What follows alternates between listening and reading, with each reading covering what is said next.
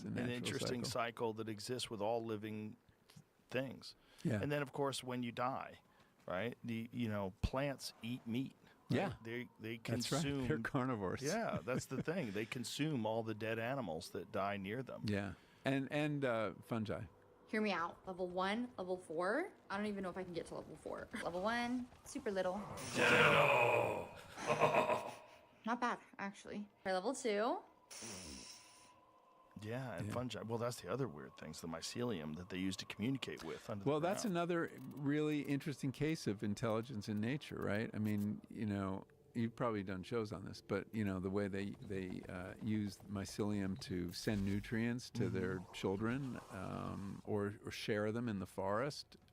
Allocate resources to certain plants and need them more. Yeah. And also communicate risk. I mean, that there's a threat. And so their alarms. These are a bargain. Just for you. The overall place we're getting to with this, as we look at consciousness and all these other species, is that the world is just a lot more alive than we thought, and that we've been, the whole legacy of the Enlightenment and Western science has been that we have some monopoly on this stuff, and everything else is more or less dead, or we can use it as we wish, but. We're seeing, I think we're approaching like a Copernican moment for our species. When Copernicus came along and he said, actually, the Earth revolves around the sun, not the other way around, it was like mind-blowing to people that our centrality in the universe we'd been dethroned. And we were dethroned again when, Darwin said we're animals like all the other animals, and we evolved from animals. That blew people's minds too. I think that we're kind of democratizing consciousness, that consciousness is much more extensive than we thought, and the world is more animate than we thought. And that's an old idea. Traditional cultures have always believed that the world is full of spirit, and that you had to respect animals and all living things, and to some cultures, rocks also, dead things. So I think we're at this moment of reanimating the world right now, and it's science that's driving it. And I think that's really exciting. It is exciting, but it's such a paradigm shift in terms of people's perceptions of the world that it's going to be difficult for your average 40-year-old person that works an office job to swallow. Yeah. But it also makes sense why offices feel so soulless.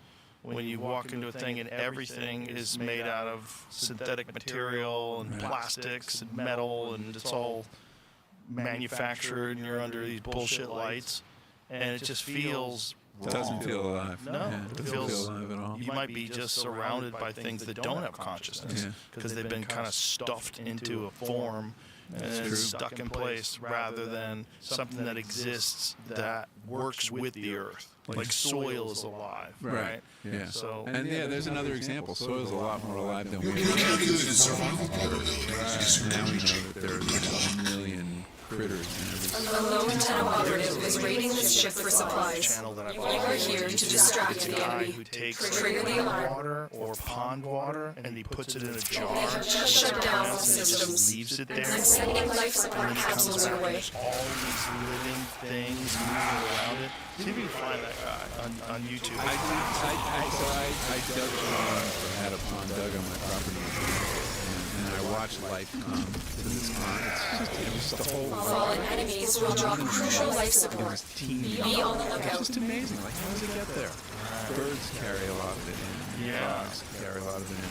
And I after a month or two, I looked at it under a microscope, and you couldn't believe it. It was like a city of critters. See, they find like trout on lakes that are like behind the mountain, and no one ever stocked the lake. And they're like, okay, how did it get in there? There's all these theories. Birds pick up eggs and deposit them. Yes, is one way. Right, but like, how did they get fertilized? That's a good question. Maybe they're already fertilized. Yes, that's it. Yeah, that's it. So this guy, he just takes Prepare for life support. or lake water or rainwater, and he puts it in a jar and leaves it there. Like, go to like base on the top row. It's What's his day 60? Click on that. So he takes these things and then searches them after X amount of days, and you see all this stuff living in there. All these things swimming around. I've delivered a life support capsule to the area. Do the same thing. Activating it while I buying more time. Creatures that are floating around in there. Yeah, I brought my pond water. Well, this is this guy's really he's in an actual aquarium.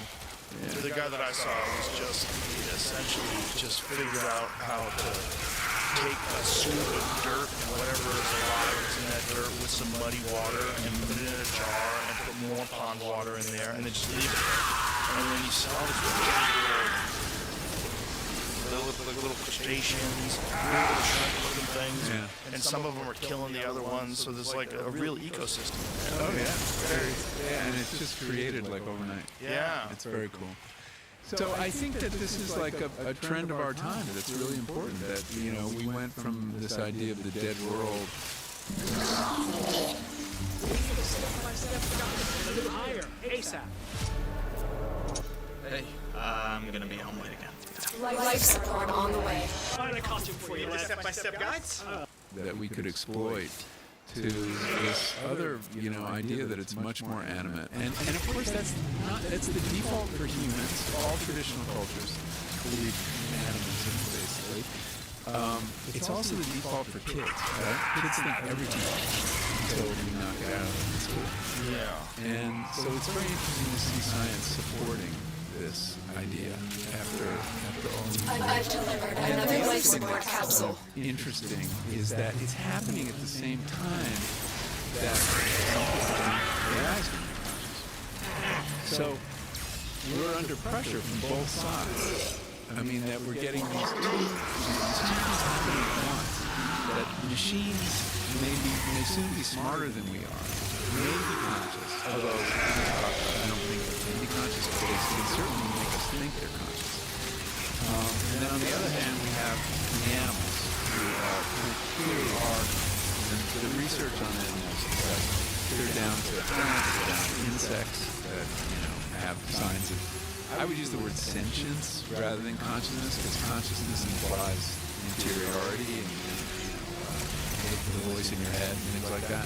They have a more basic form of consciousness that we call sentience. It's like dog consciousness. Yeah, I think dogs are higher conscious. I think they're more conscious than something. I would say dogs are conscious, not just sentient. Life Is it just support because has they been communicate replenished. with us that we think that? I mean, why would we assume if plants have all these different senses and we see this communication with them in terms of like allocating resources to other plants that need it, the use of mycelium, their ability to do all these different things? Why are we assuming that just because they can't move the way we move? That they don't have more going on. Right. Yeah, it's possible, but I don't know what good it would do them. Like plants, Additional life support has arrived. what matters to them is biochemistry. They have to produce chemicals either to poison their enemies or infuse them with drugs. But they also want to grow and thrive. They do want to grow. And they also exist in a community. Yes, definitely. Right, so don't you think that consciousness would be essential in order to foster that feeling of community? That's it. Yeah, that could be. Dogs are an easier case because they communicate with us directly. They're clearly Obviously. I mean, one of the realizations I had when I was in the cave was, we often think that we're more conscious than animals. Actually, animals are more. They have to be present because they do, right? Because we have this giant structure of civilization and the security it gives us, and we have this technology that allows us to check out. But I actually think animals are more conscious than we are. It's different. If you think of being conscious as really being present to the moment, dogs are very present to the moment. Well, certainly animals are getting more information about the environment than we are.